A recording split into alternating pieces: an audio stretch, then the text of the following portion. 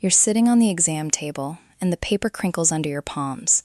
The doctor says, PCOS. But then there's a pause, a long one.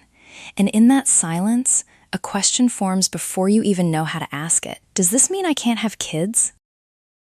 It's the question nobody says out loud, but it sits there in your stomach, heavy and cold.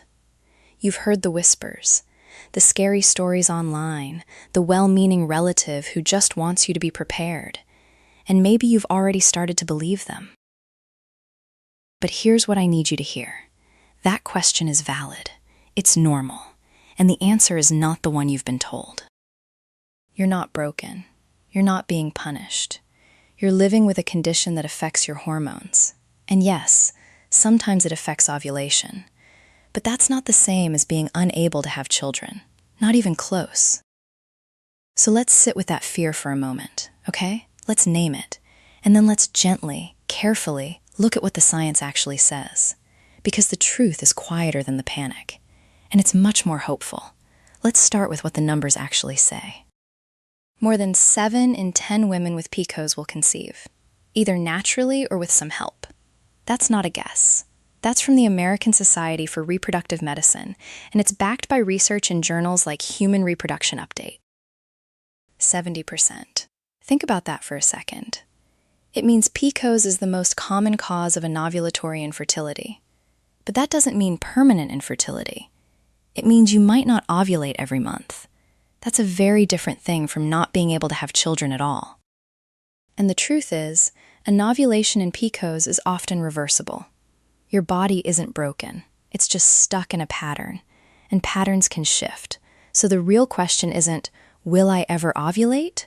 It's how can I help my body ovulate more often? Here's a number that can help you breathe. About 80% of women with PCOS don't ovulate regularly. But you don't need perfect monthly cycles.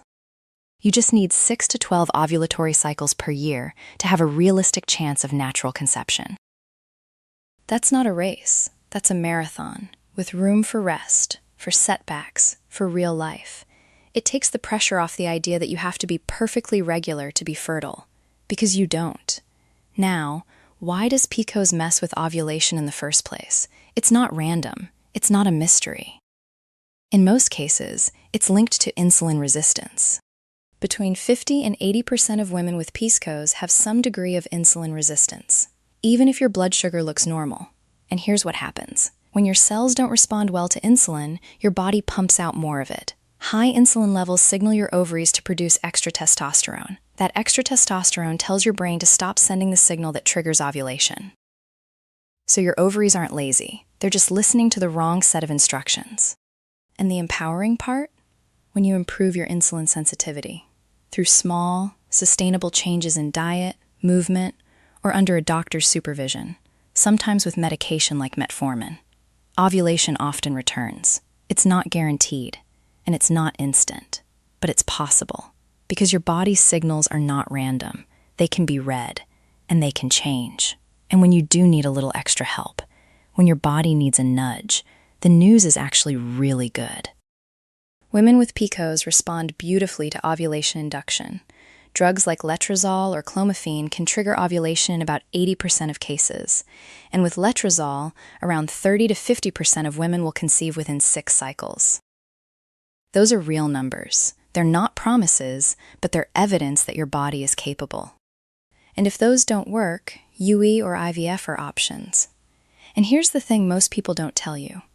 Women with PCOS actually tend to have higher success rates with IVF than women with other causes of infertility, because your egg quality is often good. The eggs are there. They're just waiting for the right signal. So treatment isn't a failure. It's just a different path to the same destination. Does PCOS mean you can't have kids? No.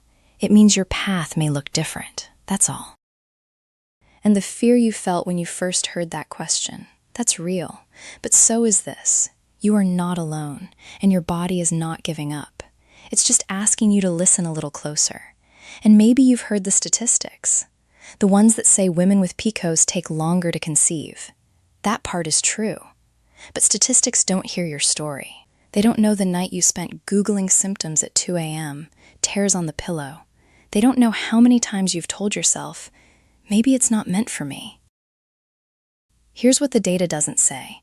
Most women with PCOS do eventually get pregnant, with or without help. Some need a little nudge, like ovulation induction with letrozole or clomiphene. Some need IVF. Some get surprised after years of trying, when they'd finally stopped planning. And there's this one thing that often gets overlooked. Your body, with PCOS, tends to produce more eggs, not fewer. The follicles are crowded, yes, but that also means your ovarian reserve is often higher than average, so when treatment does work, it can work really well. But let's be honest about the other side. The waiting. The hope that lifts you up, then drops you. The negative test that makes you want to throw the stick across the room. The friend who announces her pregnancy over brunch and you smile so hard your jaw aches. That part is not a statistic. That's real life, and it hurts. You don't need to pretend it doesn't. You just need to know that hurt doesn't mean impossible. Because here's something they don't tell you in the doctor's office. Your body is not broken. It's not giving you the middle finger. It's just slower to get the message. Hormones are off. Insulin is on a little too high. The egg is there, but the signal to release it gets lost in the noise.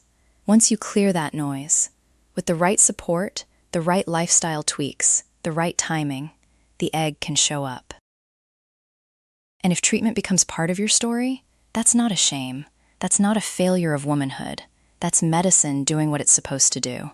Fill in the gaps where biology got chatty. So does PCOS mean you can't have kids? No.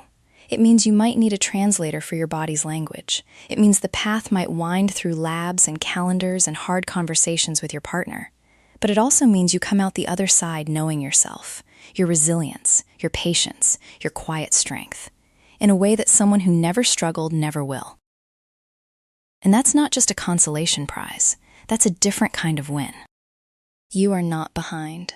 You are not less. You are just on a road that has more turns, and each turn teaches you something. So keep asking questions. Keep holding space for hope and fear at the same time. And when someone tells you it's just PCOS, remember, it's not just anything. It's your body, your timeline, your story, and you get to write the next sentence. So let's go back to that moment, the cold paper, the knot, the question you didn't dare to voice. You've carried it long enough. Now you have an answer. Not the simple one, not the scary one, but the real one. PCOS doesn't close the door. It just changes the lock. And you can learn how to turn that key. Some days it'll feel heavy. Other days, you'll feel the shift. A cycle that surprises you. A conversation that finally makes sense. A tiny flicker of trust in your own body. That's not magic. That's science meeting patience. You are not broken. You are not a statistic. You are a woman with a body that speaks in signals. And now you're starting to understand the language. The fear you felt on that exam table? It was valid, but it doesn't get the final word. Because here's the truth they don't always tell you.